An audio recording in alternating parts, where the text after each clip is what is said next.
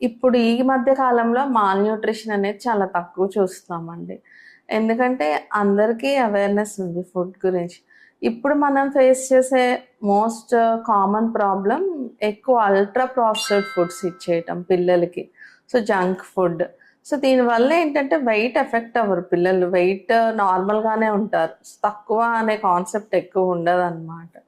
So, ఇంకొకటేంటంటే over feeding. So, ఇది every time obesity లానే ప్రెజెంట్ అవ్వదు. సో, ఓవర్ ఫీడింగ్ ఉన్నప్పుడు ఏమవుతదంటే, ఒక్కొక్కసారి మనం ఫోర్స్‌గా ఫీడ్ చేస్తాం పిల్లల్ని. సో, దానివల్ల వాళ్ళకి ఫుడ్ మీద ఇంట్రెస్ట్ తగ్గిపోతది. సో, వాళ్ళు తినడానికి ఇష్టపడరు. సో, మళ్ళీ వాళ్ళు మా పిల్లలు ఏం తినట్లేదు అని తీసుకొస్తారనమాట. సో, ఫుడ్ తినట్లేదు అని తీసుకొచ్చే వాళ్ళలో ఒక రీజన్, ఒక పాసిబిలిటీ ఏంటంటే ఫోర్స్ ఫీడింగ్ అనమాట.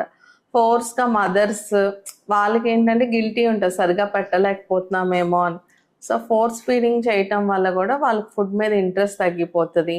వాళ్ళు పిక్కీ ఈటర్స్ అవ్వటం గానీ, లేకపోతే అసలు తినకపోవటం గానీ, ఇలాంటివి చూస్తాం. ఇంకోటేంటంటే సో, ఓవర్ ఫీడ్ చేసిన పిల్లలు అది యాక్సెప్ట్ చేసినప్పుడేంటంటే ఒబీస్ కిడ్స్ అంటే బరువు ఎక్కువ ఉండటము, ఇలాంటివి కూడా చూస్తాం. ఫేవరెట్ ఫుడ్స్ డెఫినెట్‌గా అలవాటు చేయొచ్చు. ఆ ఫేవరెట్ ఫుడ్స్‌లో మనం హెల్తీ ఆప్షన్స్‌ని ఇంక్లూడ్ చేయాలి.